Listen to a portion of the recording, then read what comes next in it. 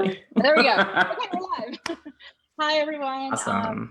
My name is Stacey Jill Calvert. I'm the Director of Programming for the CluxCon Film Festival. This is our last day. Woo! It's been a long week. It's been an amazing week.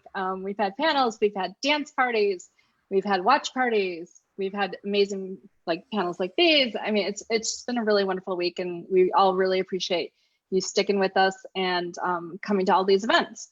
So today I'm going to give it over to my CluxCon team member, Kay, who is going to lead this discussion, and I will leave you all to it. Good luck. Thanks. Bye. Amazing. Thank you, Stacey. All right. First, I'll start by introducing myself, and then we'll do a go around to have y'all introduce yourselves, what you want to share about your work, what brings you here to CluxCon, what draws you to CluxCon, what draws you to your work, etc. So my name is Kay Griffith Wills. My pronouns are they, them, and theirs, and I'm the accessibility coordinator for CluxCon.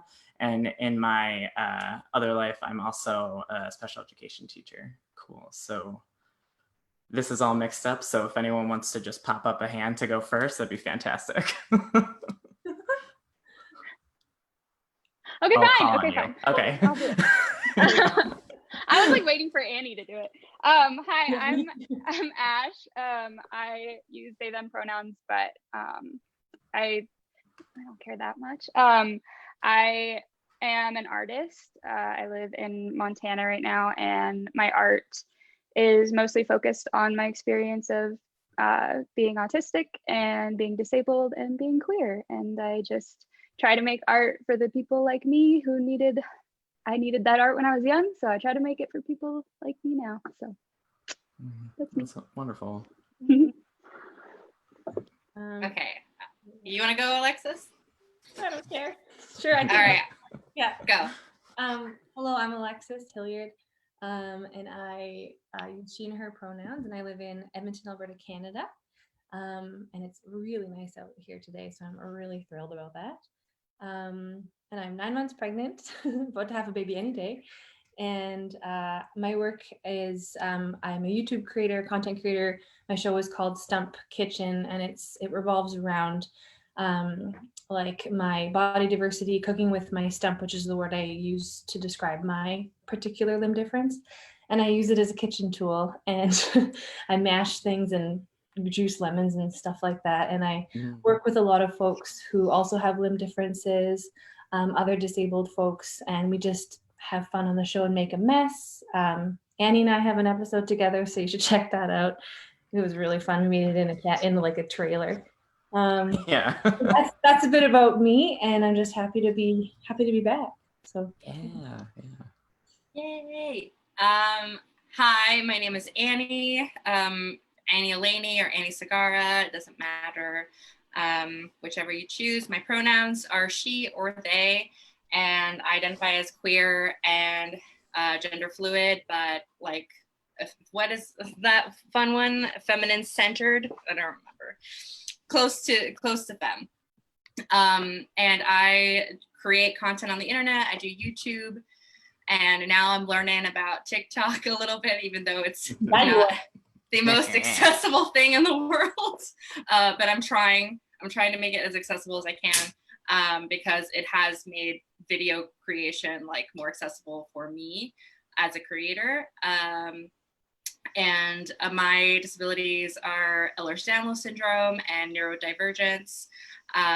So I have chronic pain and joint fragility and fainting risk if I stand up for too long. So I'm typically using a power chair because my joints are not strong enough to push myself on a manual. So that would be called an ambulatory wheelchair user, which is a wheelchair user who still has a limited ability to walk. Cool, thank you for that. And thank you for explaining that. It's something that you talk often, because that's your experience, and it's terms that most people usually don't know. So thank you for that.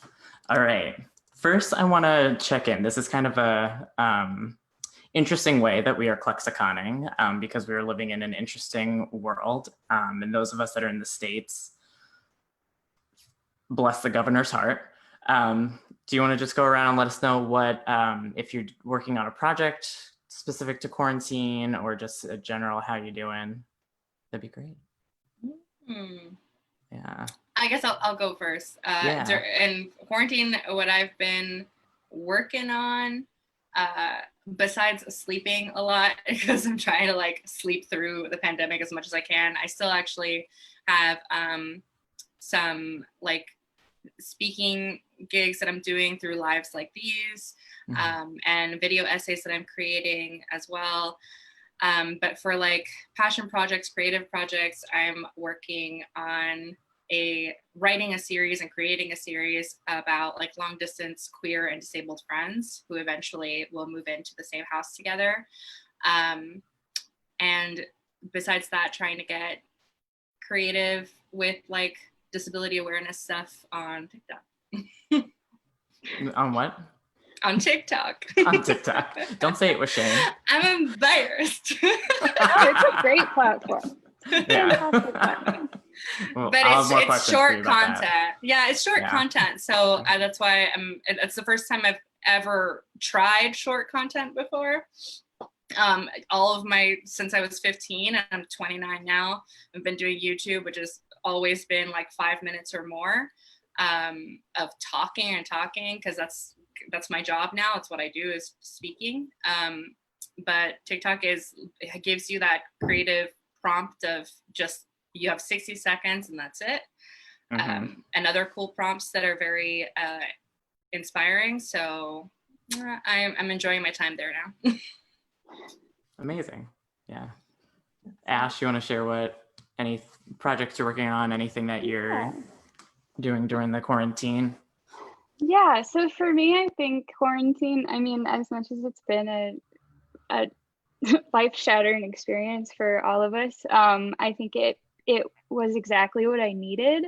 I spent most of my life just like literally going hard all the time, just like busy, like always doing something. And it was killing me. Like I was sick every day and overstimulated constantly, and I couldn't, like, my emotions, like, could not regulate them. And the first month I was like completely in quarantine. I didn't see another person, and I found a new rhythm for myself, and I found a new pace. And so quarantine for me, like, my special project has kind of been myself, because this is the first time in my life that at least my adult life, that I have not had any cause for masking. I've not had any cause for like overextending myself. And so I've been doing a lot of reading and painting.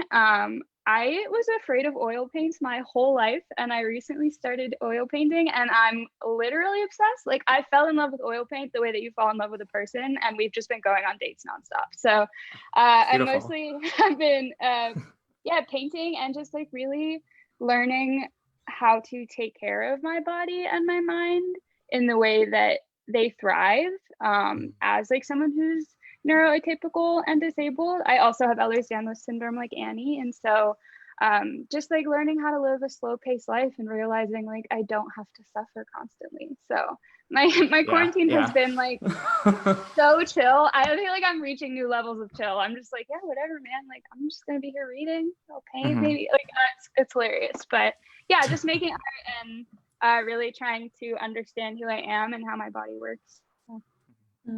That's wonderful. I hope that everybody gets a little piece of that. I'm so glad that it's working for you. Yeah.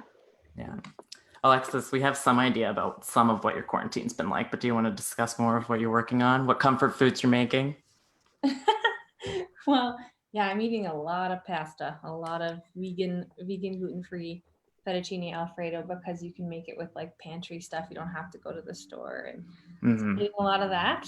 And I did just release an episode about that as a pandemic meal, and I foraged in my yard for ingredients like, coconut milk trees and stuff. Anyway, it's there. But it's been like, I think at the beginning of the quarantine, being pregnant was like really, really hard. And it still is, because you're worried about the baby, you're worried about your family, you're worried about, like, I have to go to doctor's appointments alone. And I'm so used to having my partner there to be my, like, essentially my scribe and my memory, because my memory's been okay lately, but like it's not the best, like in order to like remember and process things that my midwife says, my doctor says. It's just great to have that person there, and I don't get that anymore. So sometimes I'm just like, oh God. And then just like, I'm a feeler. I feel the world's anxiety. I feel the stress that we're all feeling. And it's heartbreaking to be isolated in your home in a beautiful like city, which is, I'm very lucky to be where I am. But you like just to take all that on without as much external stimulation has been really tricky. And at first it was really hard to work. And like, yes, I work from home anyway, but I rely on collaborations with people. Like I have guests on the show. And so that really cut off a lot of my creative abilities and drive to kind of do this work. And so it was really hard for about a month or two, and it's kind of struggling. And luckily I had some old footage I could work on for videos and stuff. But then I had this thought to interview a bunch of other folks with upper limb differences like me. And I'm putting out a series starting this week about parenting with a limb difference. And it was so, can I swear here? Is that okay? I actually don't know. Oh, anyway, it was so so effing awesome and healing, and it connected me with folks. It connected me with other disabled folks who share a similar body and experience, and they've all just recently had babies. And there is a crap ton of like, for anyone, I would assume, being a parent or a parent with a disability, there's so much to consider, and so much about what society tells us about how you can or can't parent, and what they think about your abilities and stuff. So processing that with those folks was so great. And it gave me this renewed sense of purpose and love, and like for my job and for my body and for all these things. That was a project that, or it is currently, because I have just barely started it, that has really, just like flamed given wind to my fires, and just like helped me kind of refocus. So that'll be coming out soon, and I can't wait to share it with the world. Yeah, that sounds absolutely amazing, to have resources like that. And what's interesting is you noted, Alexis, like the different ways that societally we are learning how to try and form connections and to like perpetuate connections when like we were so used to the outside world just existing all the time, whether we wanted it to or not, and being involved in our life. And that was actually my next question for y'all, was just how I've seen a lot of discourse on the internet, across social media platforms and everything like that, about how there kind of is this a little bit of dissonance where it's neurotypical or able-bodied humans that are kind of exasperated about like what staying at home, working from home, having to use different things for means of communication or means of connecting. And like our community here, all like, yeah, we've been new. Like, welcome. Yeah. Hi. Yeah. Yeah, it's a lot. I think I even made the joke at the beginning about how like people were, to my perspective, probably a little dramatic to describing a lifestyle that I was already very used to, which is isolation at home. But as Alexis brought up so beautifully, it is a different circumstance when there is so much trauma happening outside your walls. So at first I was like, nothing has really changed for me in terms of how I'm communicating with people, how it's just alerted me that my internet connection is not stable. It might rain. Yikes. Okay. How I communicate with people, or how I do my job, besides the fact that I can't travel to do speaking engagements anymore. But the cognitive issues that have been happening because the amount of trauma that is happening outside our walls, that we keep getting fed via social media all the time. Everything is tragedy after tragedy. And it weighs heavy on the individual, especially if you, like myself, are working using social media all the time, so it's kind of difficult to avoid all those triggers. So that definitely has like affected mental illnesses, triggered depression, triggered anxiety, and it makes those things make it cognitively difficult to concentrate on things, to remember things. It's I can't tell you how many times a day I pick up my phone to like Google something, and I get to the search and I'm like, why did I pick this up? Why did I, what was I about to research? Where was my brain? So that aspect of it, and thank goodness, I have the privilege of access to therapy once a week, where I try to like talk these things out. But even our therapists are also in, uncharted territory. They're like, we also don't really know exactly how to navigate these things either. So everyone is just doing their best. A thought that I had about disability and pandemic a lot because of my EDS was the fact that when I'm home, I don't use my wheelchair very often because my house is small enough for me to get from point A to point B without my wheelchair. So I think about people who were in the process of like questioning whether or not they need a mobility aid. They were in the process of getting diagnosed with my condition or similar conditions. And they might be in a similar situation where like now they're home in a small space, and they're like, oh, I don't need a wheelchair because of the same reason I can get from point A to point B with ease. But then there's also the opposite scenario where let's say a mom who was maybe home by herself most of the day, and now because of the pandemic, everybody's home and she has to be taking care of everybody the entire day. She might be realizing that she does in fact need help and need mobility aids. So all these experiences are so intensified, especially with the contamination factor. That's physically exhausting too, having to like disinfect everything that comes inside the house, and the anxiety of knowing that you're vulnerable. So you're like intensely like everything has to be disinfected, and if you live with other people, relying on them to disinfect things, you have this anxiety and snapping issue of like, no, you're doing it wrong. You're not doing it thoroughly enough. And then you feel isolated in this, like, I'm in the fight of my life by myself. So it's a lot on the mental health of people with disabilities.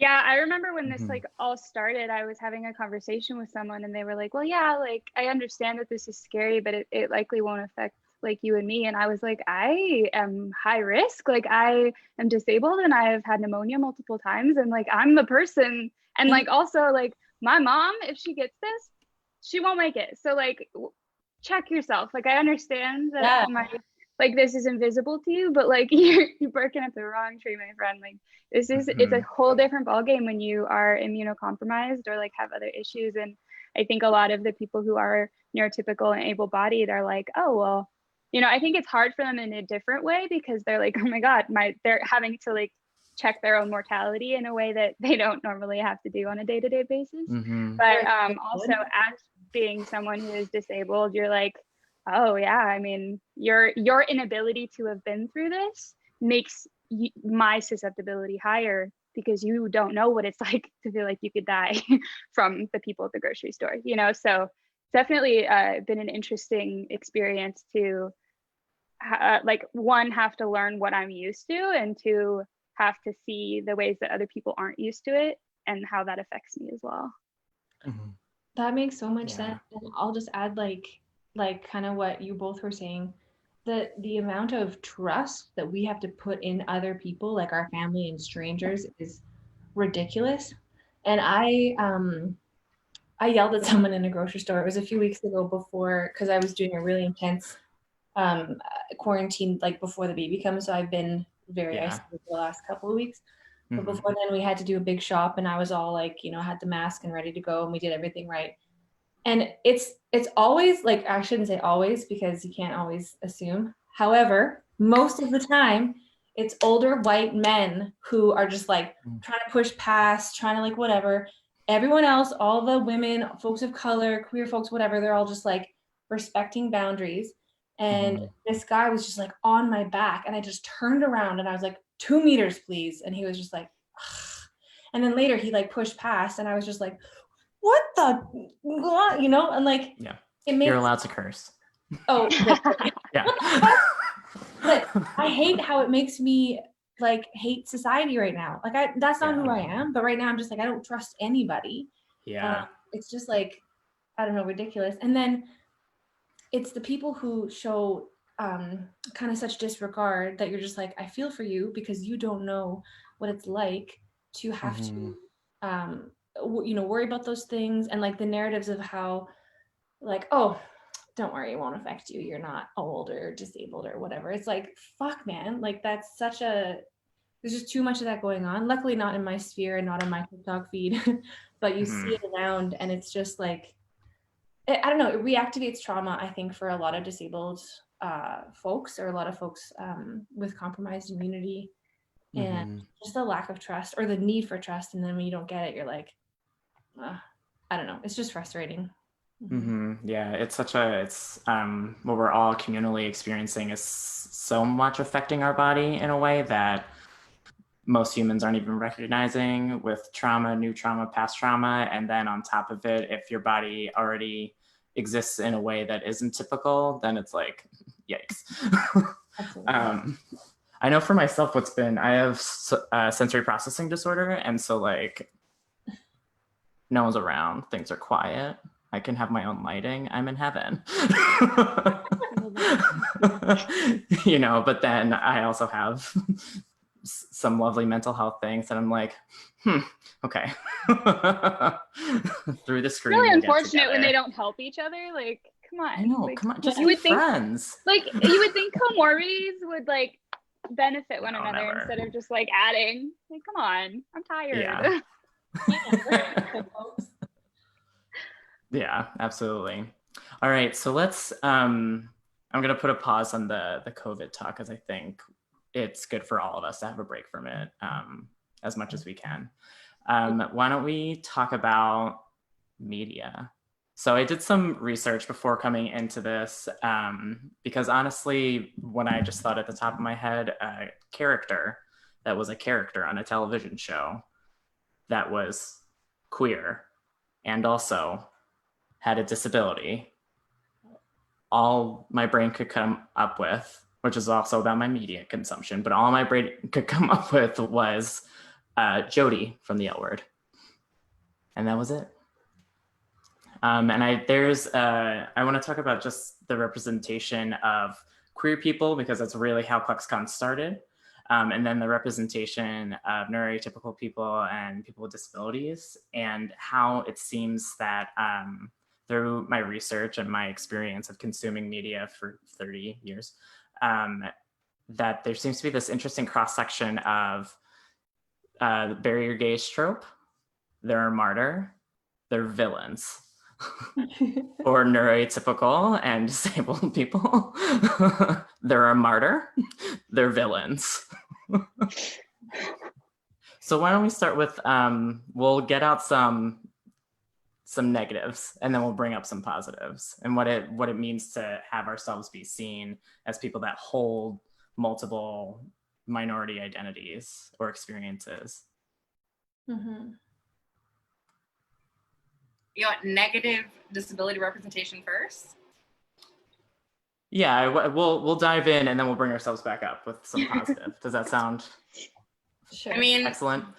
The first thing is what is called in disability activism is called cripping up, which is when abled actors are playing disabled roles. And another way to say that is disabled mimicry, basically because they have to like mimic like disabled things, and it's not like disabled actors don't exist, and they could have auditioned and hired a disabled actor for that role, because usually, I mean, we could try to change this, but usually disabled actors are not hired to play anything other than disabled characters. There is a bit of a change in that, I think, especially if unfortunately we have actors who were kind of like in the disability closet before they got hired for their roles. Like, for example, Jamila Jamil, who has EDS and is one of the leads of The Good Place, or the actress from Stranger Things who's hard of hearing, but is, you know, like these actors do have disabilities, but it kind of like didn't come up in the casting process. So that's the one I'll bring up. I think for negative is like the one thing is cripping up / disabled media cry when disabled actors are not given even the opportunity to be cast in disabled roles. Yeah. And that's the majority of them. I don't even know how to give you a list. Like that's like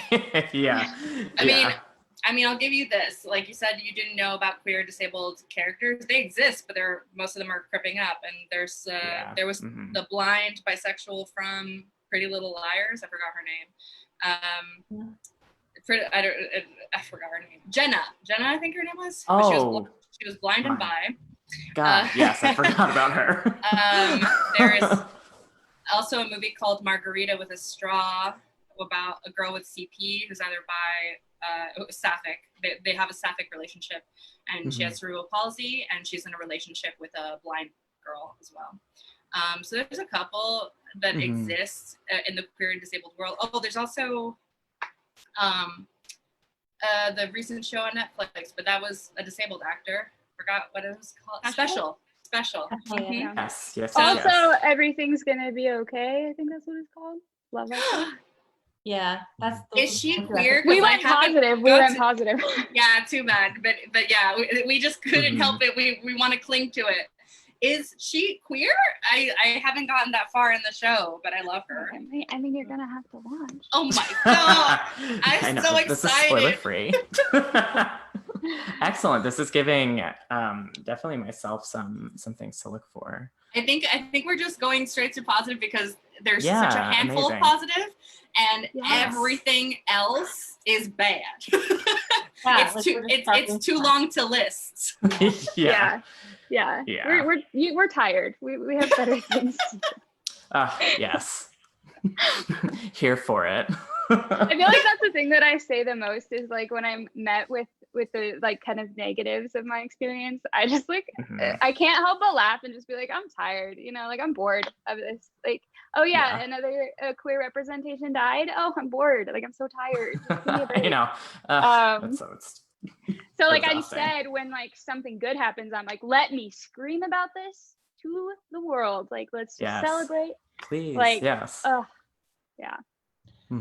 And not to like bring it back to TikTok, but I'm gonna bring it back to TikTok. Like, please. We'll talk TikTok. TikTok in the pandemic has been such a breath of fresh air, and I understand that like your For You page is like, you know, built for you based on algorithms and who you like and whatever, but it's like these tiny glimpses of beautiful representation intersections that you just get in these little minute bursts that you're like, I watch for like 20 minutes a day and I'm just like fulfilled. Like, I'm like, this needs to be, and the fact that so many people are on TikTok now, I'm like, thank God.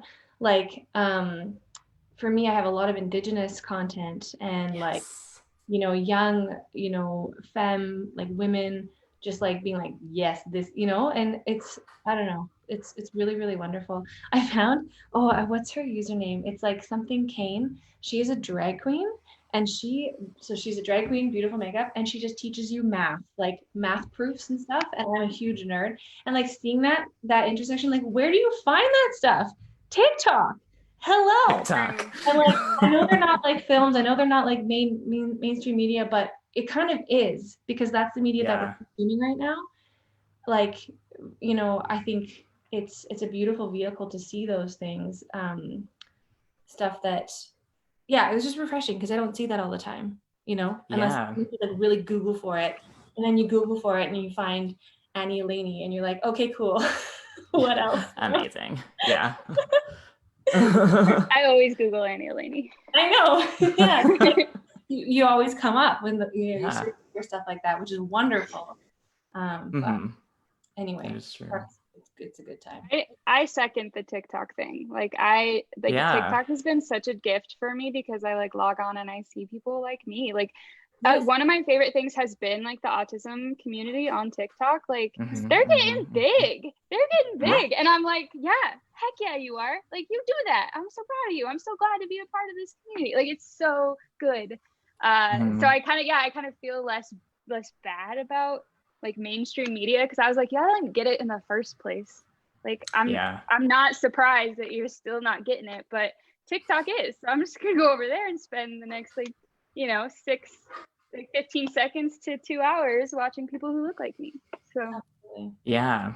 I think that's what's so interesting. I had questions about TikTok because I feel like we're having a conversation about media representation, and we're in such bizarre, unique space right now that like what impact is this going to have on our mainstream media consumption once we're out of this? Like things aren't filming, there's shows are being ended. My one true love, Supergirl's finale is tonight abruptly because of all of this, because I couldn't continue filming. Everyone's in isolation, quarantine, social distancing. So really like it's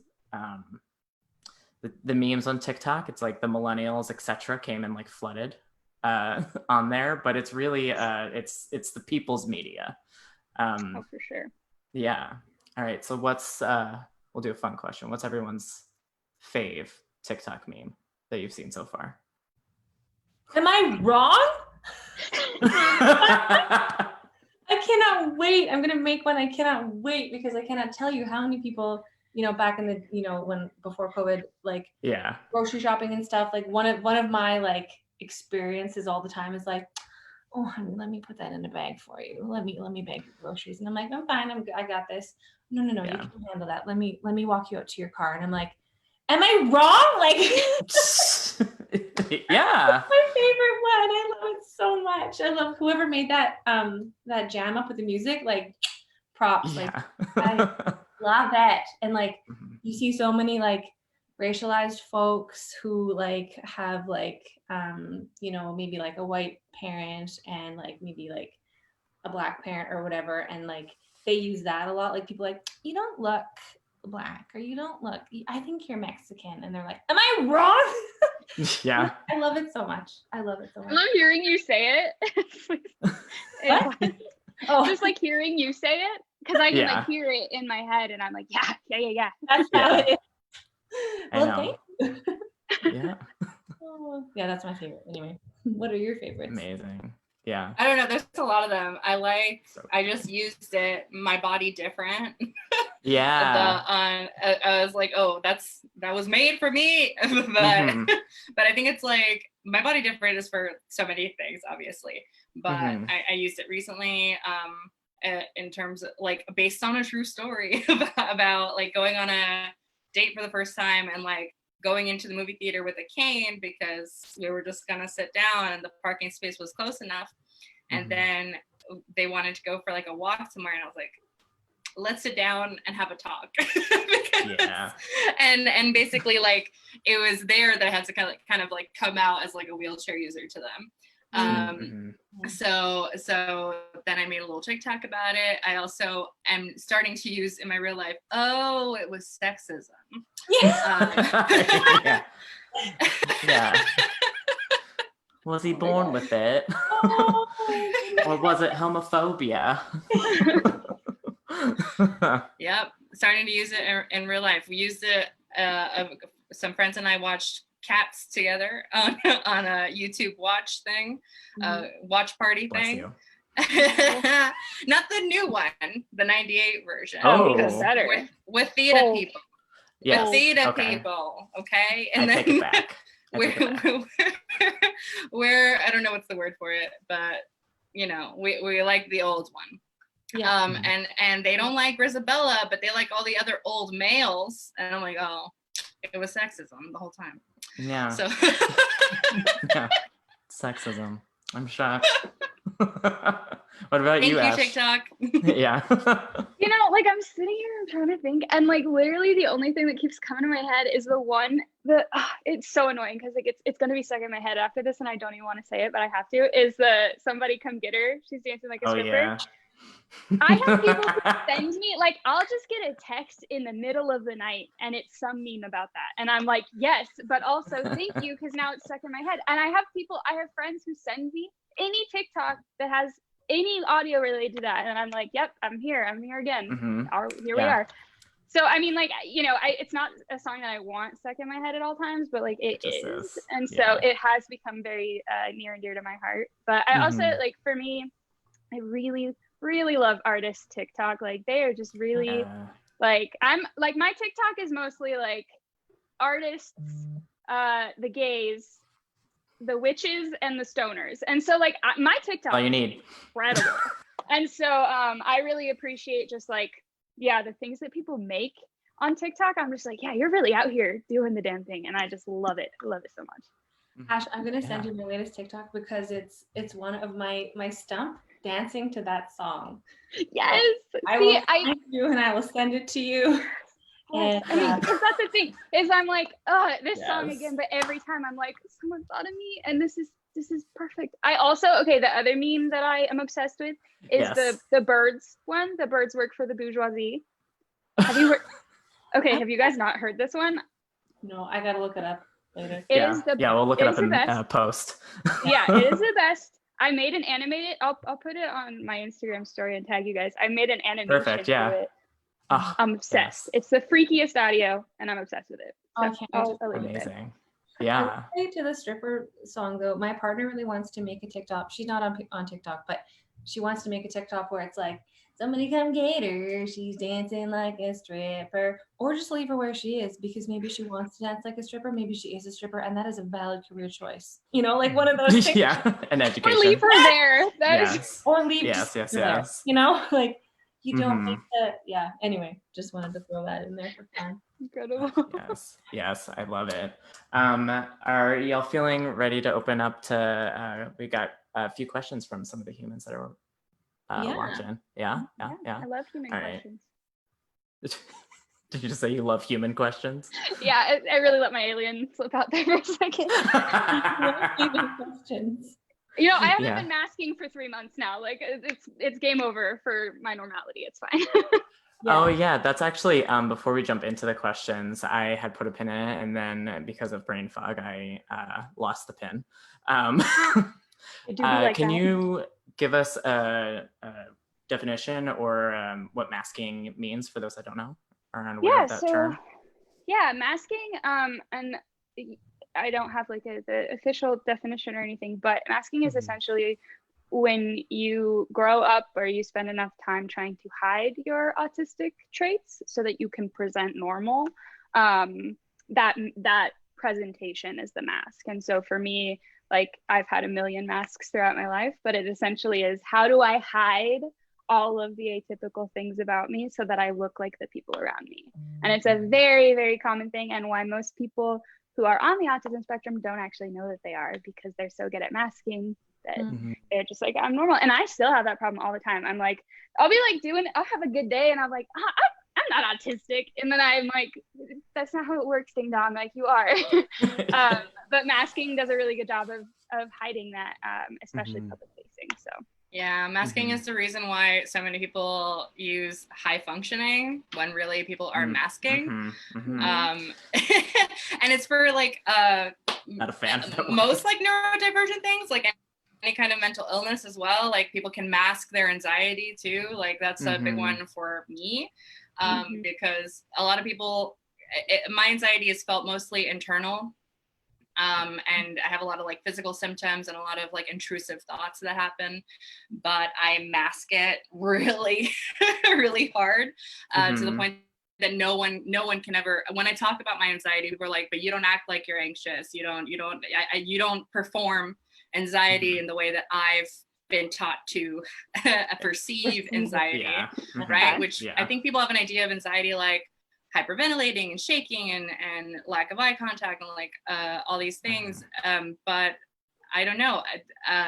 a lot of my neurodivergence, which I've talked to my therapist about, a lot of it was I learned to mask them as a kid for survival's sake, because when I didn't mask, it led to social consequences for me from all corners, whether it was from like student peers or even from my own teachers. Like it was not welcome behavior. So it's like, how do I act like everyone else so that I stop being punished by society?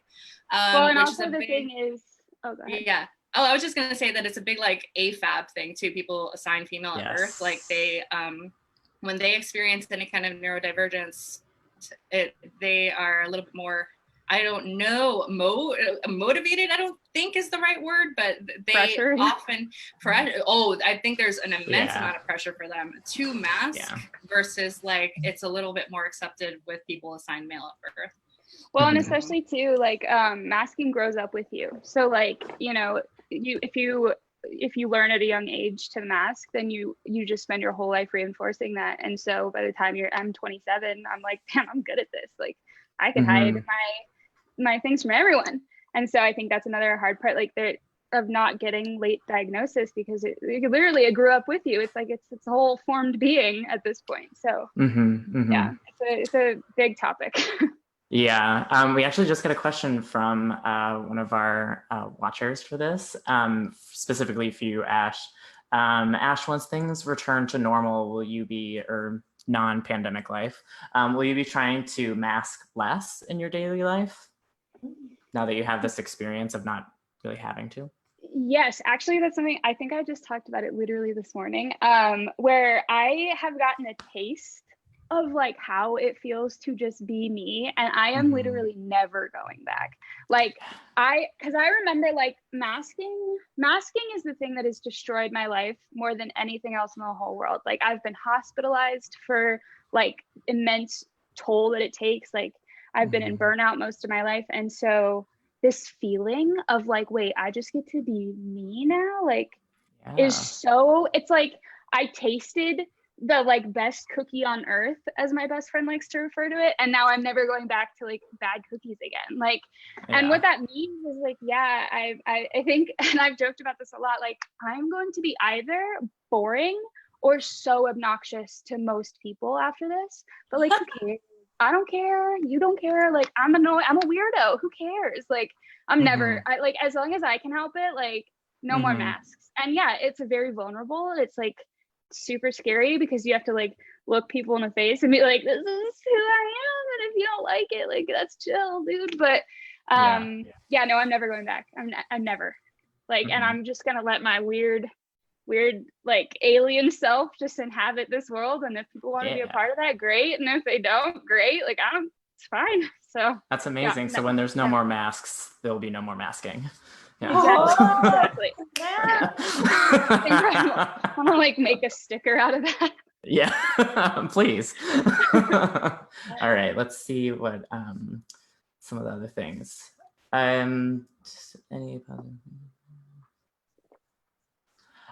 So we did talk briefly and mention some of the like more traditional route of like television, film, and streaming channels of positive representation of queer, disabled, neuroatypical representation.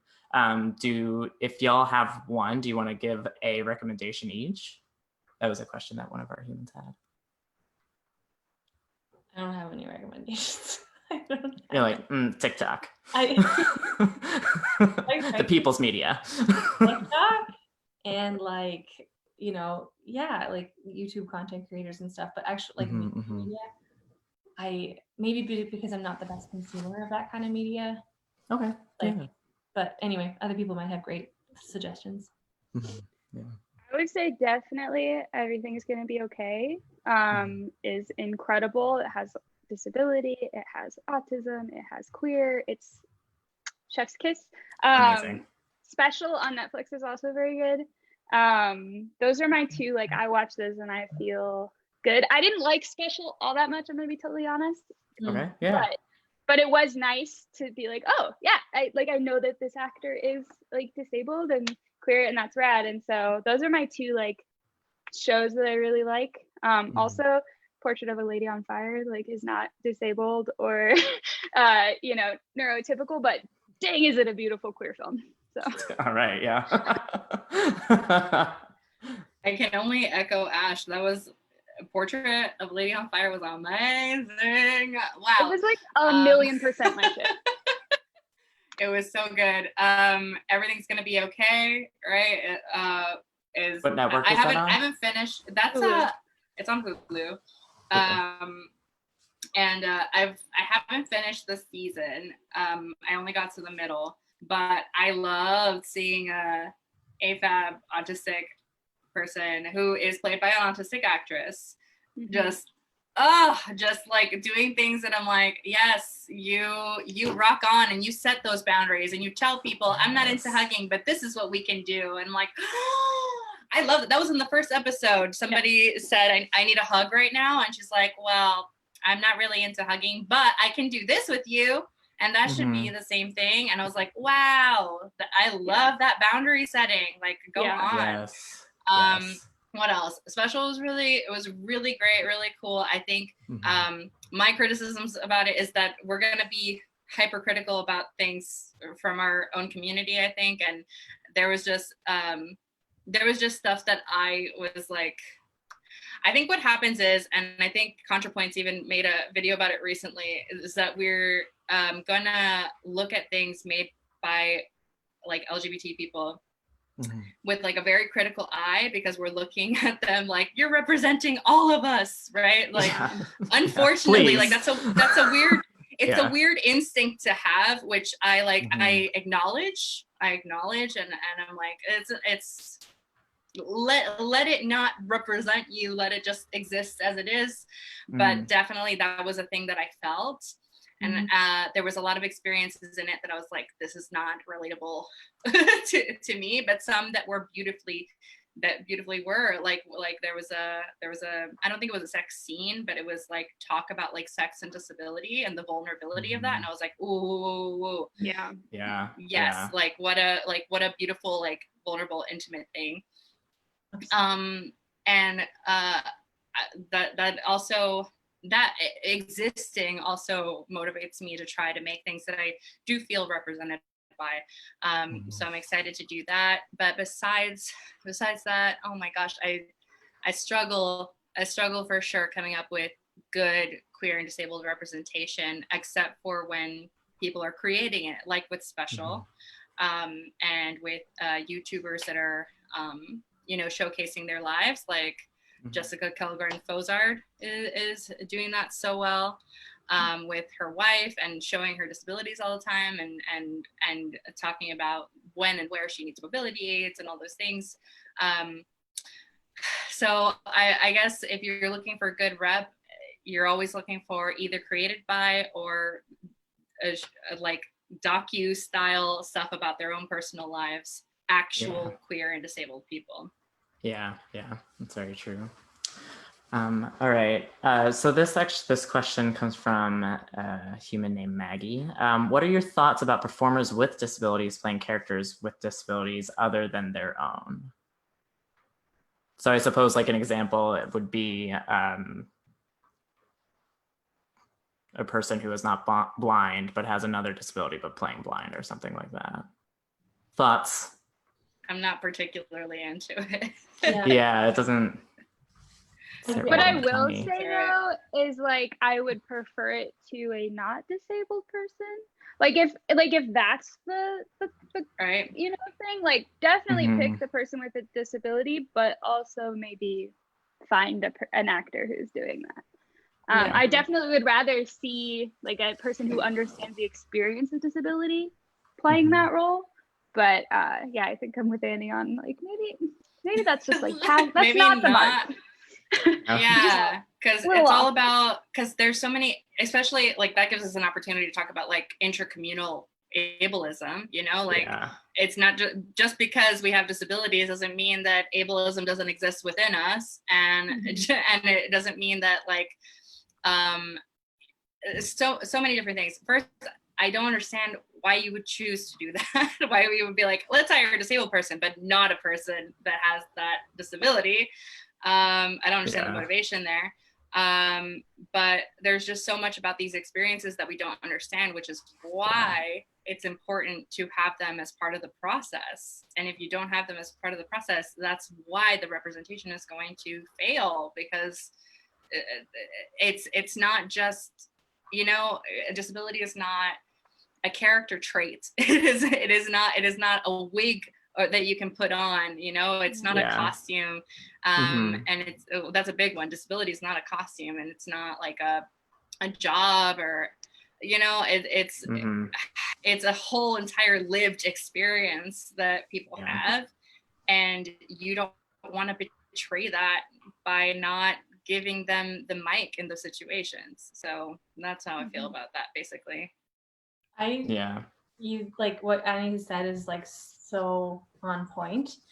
And like, I think in those situations, you know, we ultimately, we got to shoot for the moon, like, and the moon is like casting people in those roles who have that life experience or can represent the character in a way that is authentic and stuff. So like, I'm always just like, keep shooting for the moon, like let's do this. But also just noting, like, in my work lately, like just noting there's an assumption like, okay, I'm missing a hand, and so someone else down the road who's missing a hand, you have the same experiences. No, it's so different. Like, and I was not super aware, and I had my own biases around limb difference and whatever, but like, you know, talking to people, understanding life situations, and how folks on the outside put people into categories like, oh, you both are, you know, have X disability or Y disability, so you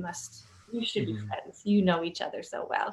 And in some ways that's great, but it's also like, no. And so match that on top of like trying to have a disabled person play a different disability in there, you know, like there's just so much more. But a lot of learning can happen, I think, through that process of discovery. So. Yeah, it feels so parallel. These are the same conversations, just about different identity markers or experiences that we're talking about for like queer representation. Like, would you be cool with a person who identifies as a lesbian playing a trans man? That's not their identity. So no. Just is how it is. Oh man, so many layers. All right.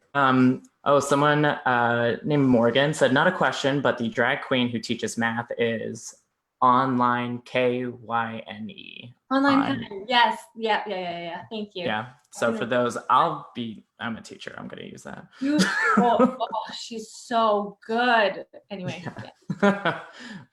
Alrighty. So we have another question. When you are craving seeing yourself in media, who or what do you watch? Creators, shows, etc. We touched on that a little bit, but if you're like really like itching for something, is there anything you go back to? Or is it these new fantastical shows, or a YouTube channel, one TikTok that really hits you in the heart? Like for me, it's TikTok, because apparently that's what I do right now. And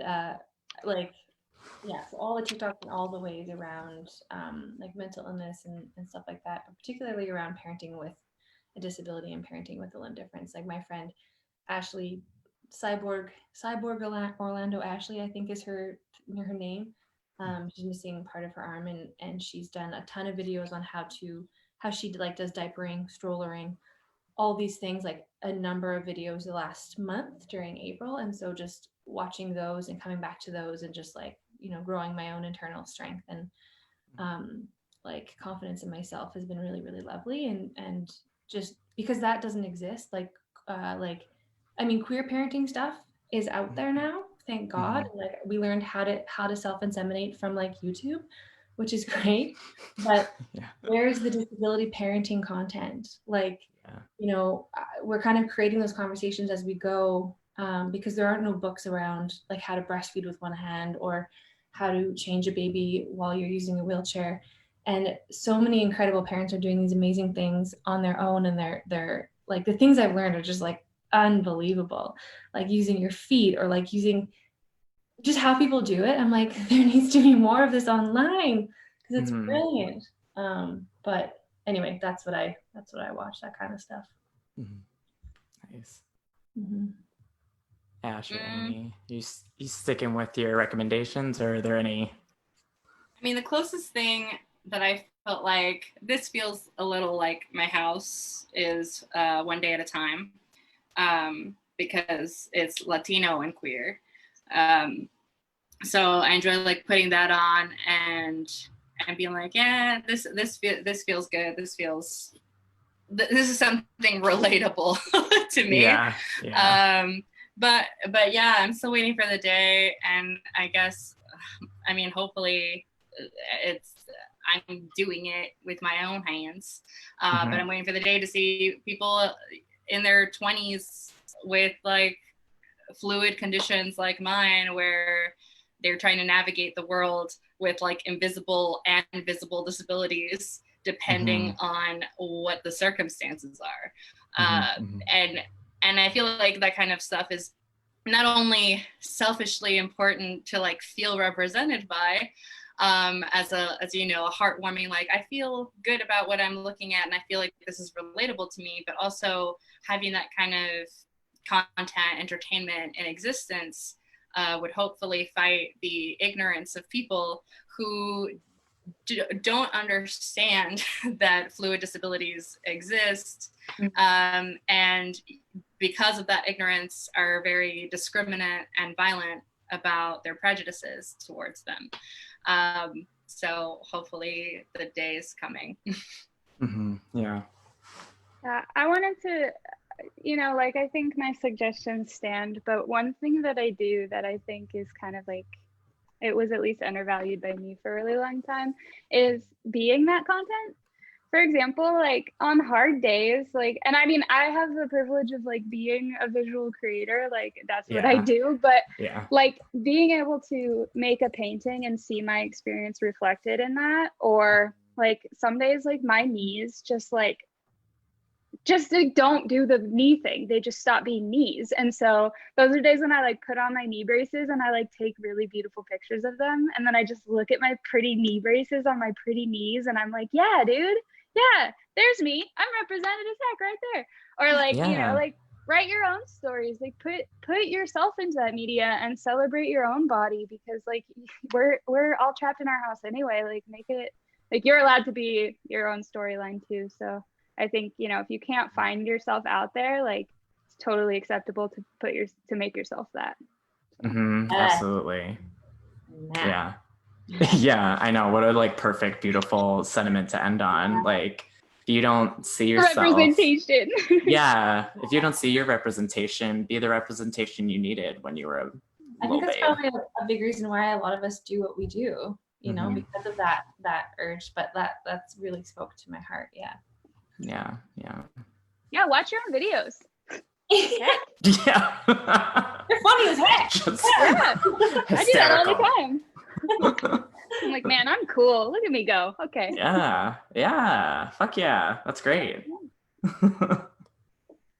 Yeah. So I believe that we're just about wrapping up. Stacey, are you here to wrap us up? I am here. Oh wait, yeah, I'm unmuted, right? Yes, we can hear you. Yeah. First, thank you to the three of you. This was a lot of chatter in our Film Fest Slack channel right now because of all the awesome things you guys have been saying. Kay, thank you for moderating. This was such a great panel. And just to give people a heads up, after this, at 3:30 p.m., we will have our Working with Producers panel. And then after that, we close out the film festival with a watch party, 5 o'clock for avocado toast. I put the buy-in bitter and Kings and Queens. And then at 6:30, we have a Q&A with the filmmakers. So please come back and join us. But thank you, everyone. Thank you so much. Amazing. Yeah, thank you, Ash, Alexis, and Annie. Alexis, I can't wait to see